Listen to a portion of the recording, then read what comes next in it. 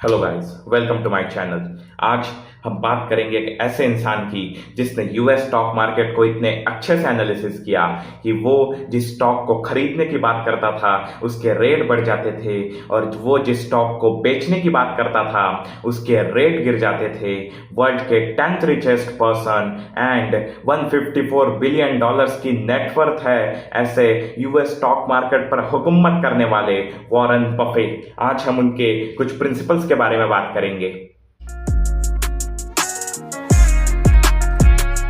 उनका first principle है start to make money first. इस प्रिंसिपल में वो यह कहते हैं कि आप सबसे पहले खुद कमाने लगो। जिस दिन आप खुद कमाने लगे, बाद में आप इन्वेस्ट करने के लिए फ्री हो गए, क्योंकि उनका ये मानना था कि लोन लेके कभी भी स्टॉक मार्केट के अगर इन्वेस्ट किया तो वो पैसा आपका इन्वेस्टमेंट नहीं रहती। अगर वो पैसा गलती से भी डूब गया तो आप अपनी लाइफ में पूरे जीरो पे आ जाओगे। इसलिए उन्होंने खुद पहले न्यूज़पेपर बेचा, फिर उन्होंने पिनबॉल मशीन सलून्स में सेटअप की, और बाद में धीरे धीरे धीरे स्टॉक मार्केट को एनालिसिस किया और फिर अपनी पहली इन्वेस्टमेंट शुरू की।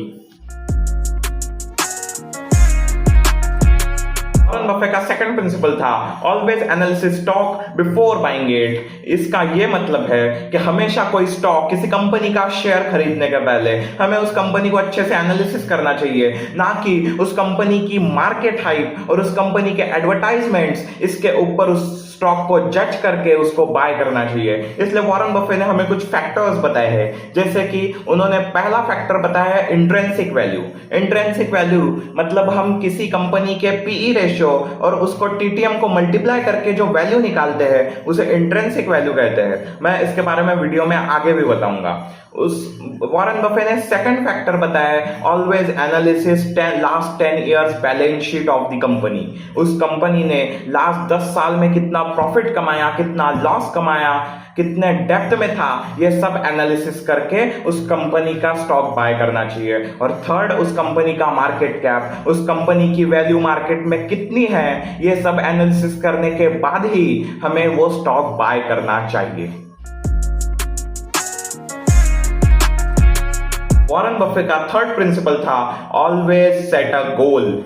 इसका मतलब यह है कि वॉरेन बफेट ने कहा है कि अपनी लाइफ में एक गोल सेट करो, अपनी लाइफ में एक एम सेट करो, जिससे कि आप अपने लाइफ में कुछ करने की चाह और ज्यादा बढ़ा सको। जैसे कि वॉरेन बफेट ने एक गोल सेट किया था।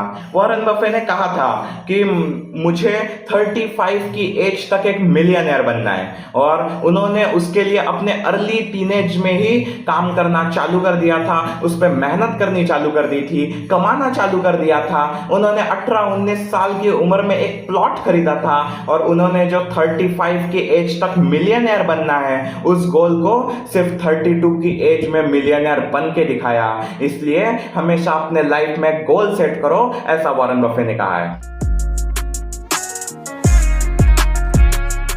वॉरेन बफेट का फोर्थ प्रिंसिपल है always make discipline, don't be greedy. इसका मतलब यह है कि वॉरेन बफेट कहते हैं कि हमें हमेशा स्टॉक लेते हुए एक डिसिप्लिन फॉलो करना चाहिए, हमें हमेशा प्रॉफिट लॉस का एक लिमिट लगाना चाहिए। जैसे कि मैंने आपको सेकंड फैक्टर में बताया था कि वॉरेन बफेट हमेशा इंट्रिंसिक वैल्यू चेक करते थे, उसके पीई रेशियो और उसके टीटीएम को मल्टीप्लाई करके जो वैल्यू, इंट्रिंसिक वैल्यू निकलती थी, उसको वो जज करते थे, उसको एनालिसिस करते थे। उससे वो ये बता करते थे कि उस कंपनी की वैल्यू कितनी है, उसकी रियल वैल्यू कितनी है। अगर उसकी इंट्रिंसिक वैल्यू कंपनी की मार्केट वैल्यू से ज्यादा हुई तो वो कंपनी का स्टॉक लेना ये फायदेमंद हो सकता है, प्रॉफिटेबल हो सकता है। अगर उसकी इंट्रिंसिक वैल्यू उस कंपनी के स्टॉक से कम रही तो वो इन्वेस्टमेंट हमेशा रिस्की होती है। इसलिए हमेशा हमें लिमिट लगानी चाहिए। जैसे कि वॉरेन बफेट हमेशा कोई स्टॉक लेते थे तो उसमें एक प्रॉफिट की लिमिट लगाते थे।